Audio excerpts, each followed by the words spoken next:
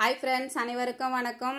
என்னோட பெரிய பொண்ணுக்கு நைட் ஷிஃப்ட்டு, அதனால் அவங்களுக்கு சப்பாத்தியும் உருளைக்கிழங்கு குருமாவும் ஒரு பக்கம் ரெடி பண்ணேன். இன்னொரு பக்கம் கிரைண்டரில் அரிசியை கழுவி போட்டேன். இந்த பக்கம் ஒன்று அந்த பக்கம் ஒன்றுன்னு செய்ய எடுத்த பெரிய பொண்ணு வந்து பார்த்தாங்க. கொடுங்கம்மா, சப்பாத்தியை நான் உருட்டி தரேன் அப்படின்னு கேட்டாங்க. ரொம்ப நல்லதாக போச்சுட்டா தங்கம், இந்தா உருட்டி கொடுன்னு அவங்க கையில் கொடுத்துட்டு நான் போயிட்டு குருமா ரெடி பண்ணேன். அவங்க சப்பாத்தி உருட்டி கொடுத்தானே அதையும் போட்டு எடுத்துட்டேன். மாவையும் அரைச்சி முடிச்சிட்டேன். அவங்களுக்கு பாக்ஸில் எல்லாத்தையும் ரெடி பண்ணியும் வச்சுட்டேன். நீங்கள் நிறைய பேர் வந்து கமெண்ட்ஸில் போட்டிருக்கீங்க, அன்பு மகளே, அன்பு சகோதரி, அன்பு அக்கா, நீங்கள் கவலைப்படாதீங்க, உங்களுக்காக நாங்கள் இருக்கிறோம் அப்படின்னு. இதெல்லாம் படிக்கும்போது எனக்கு அவ்வளோ சந்தோஷமாக இருக்குது. ஏன்னா இந்த மாதிரியான அன்புக்கெல்லாம் வந்து நான் நிறைய நாளாக ஏங்கி இருக்கிறேன்.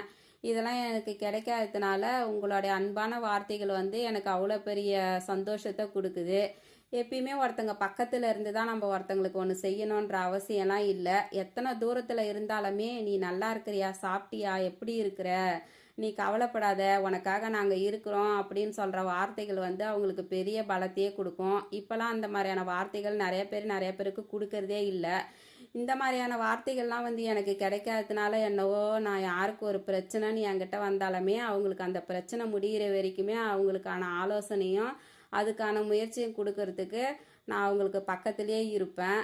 ஒருத்தங்க சந்தோஷமாக இருக்கும்போது நான் அவங்க கூட இருக்கிறனோ இல்லையோ தெரியல. ஆனால் ஒருத்தங்களுக்கு பிரச்சனை, அவங்க கஷ்டமாக இருக்கிறாங்க அப்படின்னு என்கிட்ட சொல்லிட்டாங்கன்னா அவங்களுக்கு அது முடிகிற வரைக்குமே அவங்க பக்கத்துலேயே நான் இருப்பேன். என்னோடய வீடியோ பிடிச்சிருந்தா லைக் பண்ணுங்கள், ஷேர் பண்ணுங்கள், கமெண்ட் பண்ணுங்கள், சப்ஸ்கிரைப் பண்ணுங்கள். பாய்.